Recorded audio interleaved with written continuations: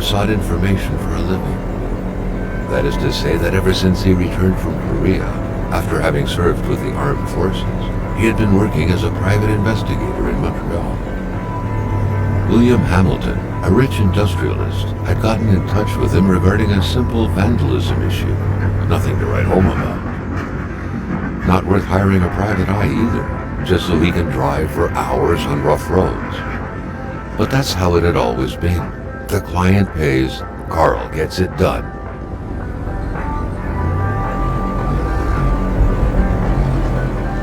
They had set up to meet at the general store, his client's business.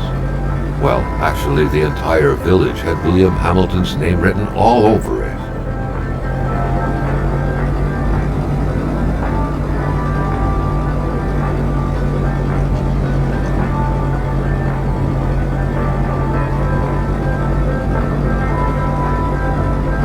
When the roads were bad, muddy, or snowed in, it was customary around these parts to close them off. But it was also customary to ignore those signs entirely and drive there anyway.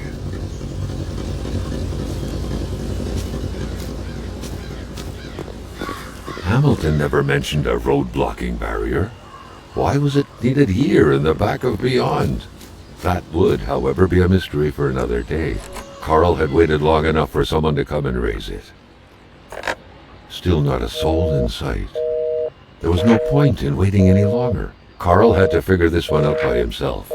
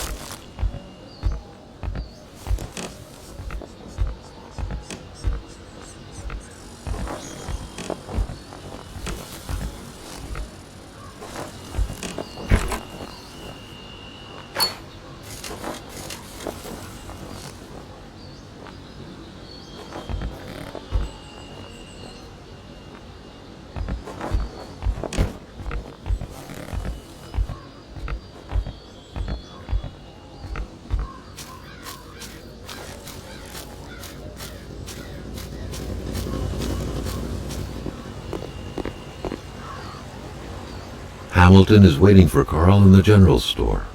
It was time for him to get down to business.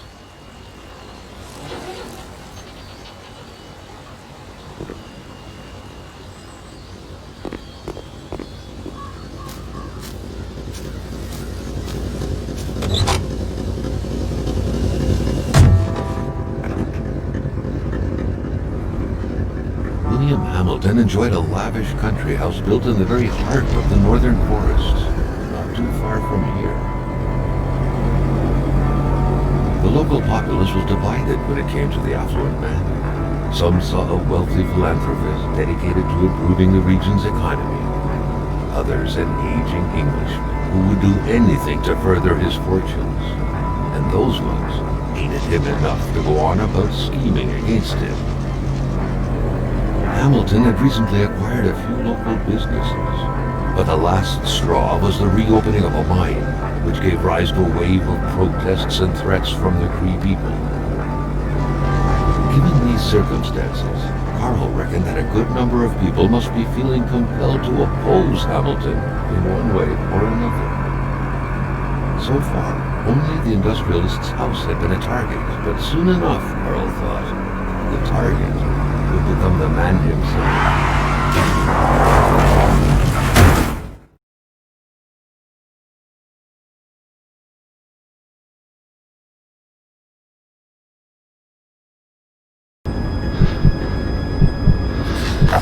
Carl needed to get out of there.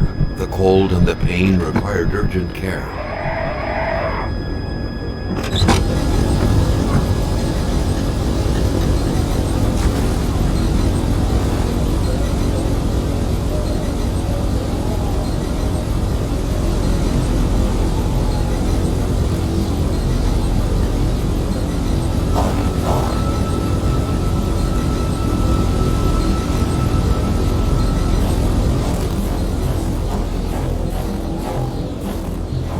driver had taken off.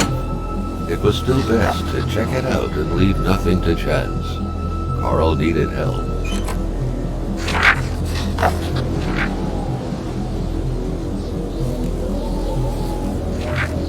Such heart-wrenching Nordic poetry that was. But Carl didn't care much about flowery language.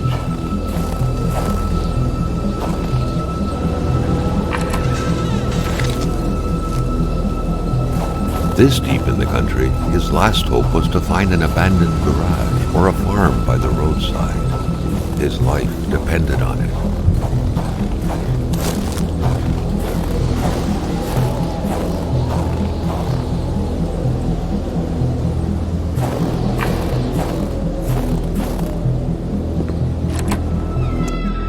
It was so cold. Already Carl did not feel his toes anymore.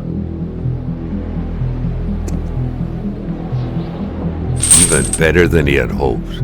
Carl Faubert had succeeded once more, and was now on his way to new adventures.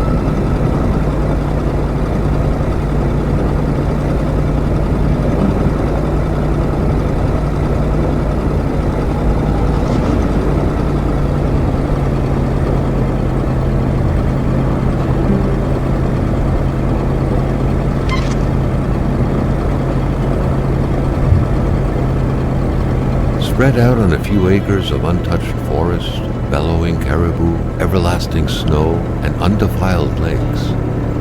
The Manistan region was no tourist hub. It was said to have been populated for millennia by Cree people, and ever since the industrial era, by the metal mining industry.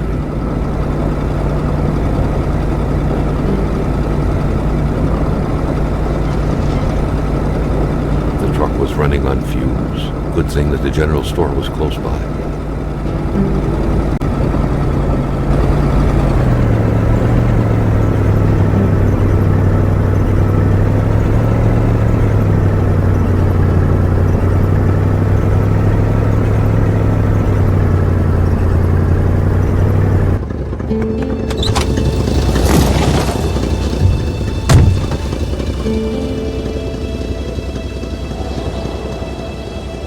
wouldn't surrender their divine nectar so easily.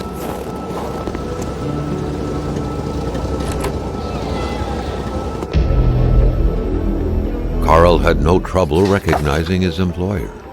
He had been killed. There was no need to be a detective to figure that out. But only a detective could have noticed that the killer had to have been very close, that the fatal blow had been given before the victim even realized.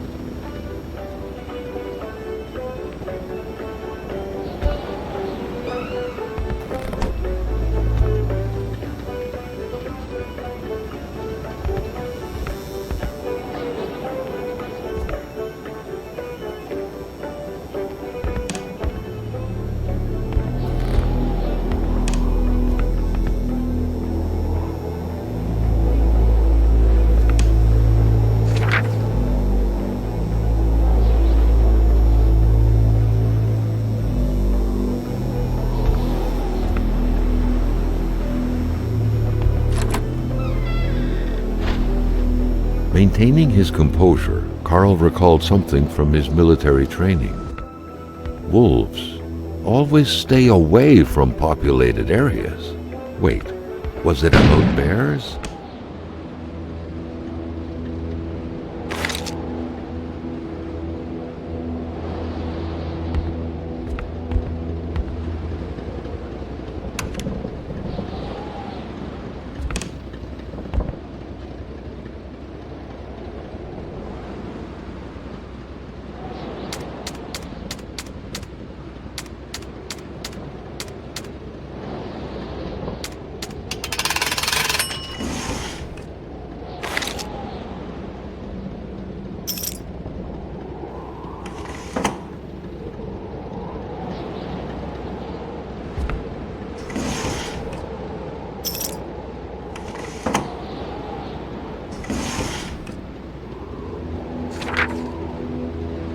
According to that log, it seemed like the whole village owed some money to the general store. Carl was far more interested in the bunch of nearby addresses he had just gotten his hands on, though.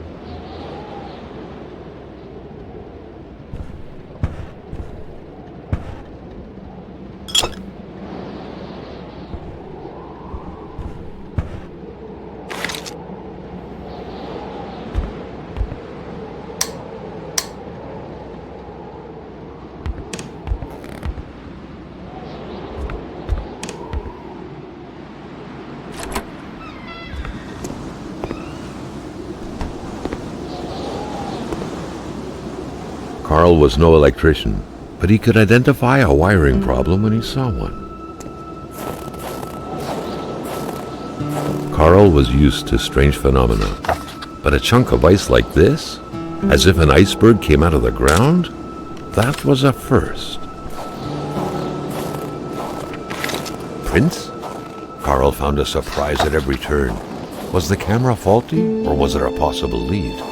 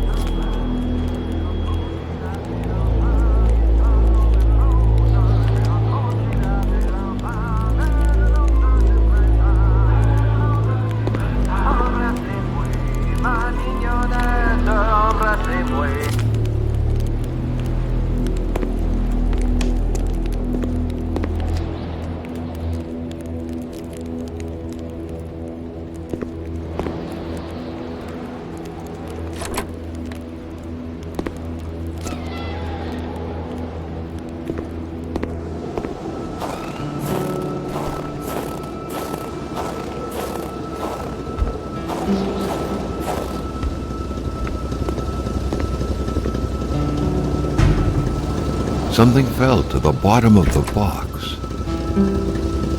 The murder weapon. What was that doing there, Carl wondered. Hamilton must have been determined to keep some information secret to post this key. Shame he got unlucky. Everything made sense now. Poor Hamilton's denunciation was interrupted, and he figured it would be best to lock everything up and send the key to his correspondent, who would receive the box later on. Clever, but not enough. That's what happens to ordinary people playing spy.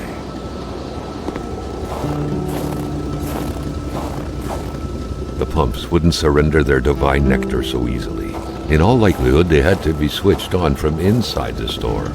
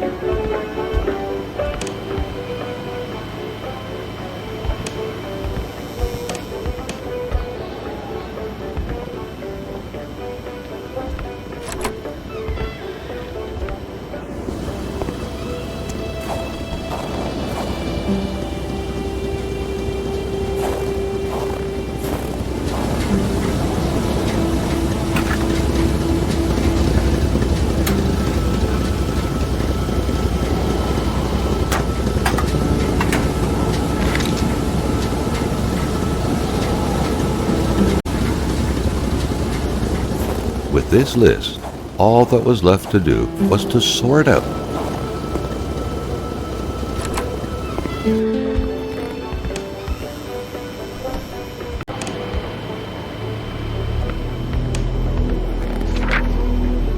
What could be inside that envelope? Carl was taken aback. He knew this address. It was said to be the address of the P.O. box for the Canadian Secret Service.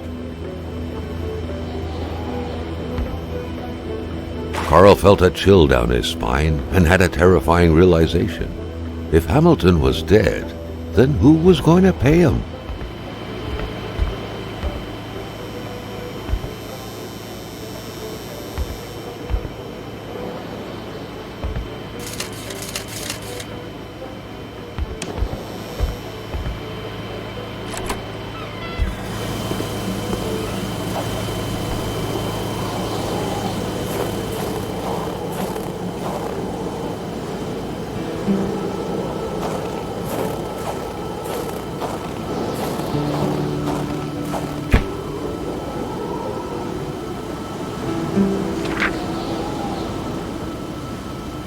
Hate was in the air.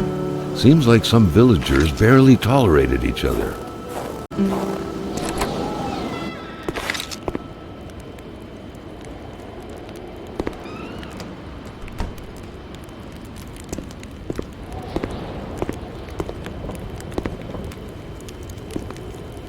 Carl was making progress, but the lift probably needed some more juice to work properly.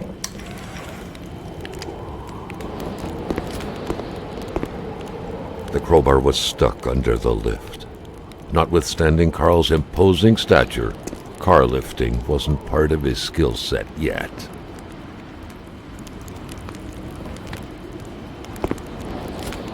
The crowbar was stuck under the lift.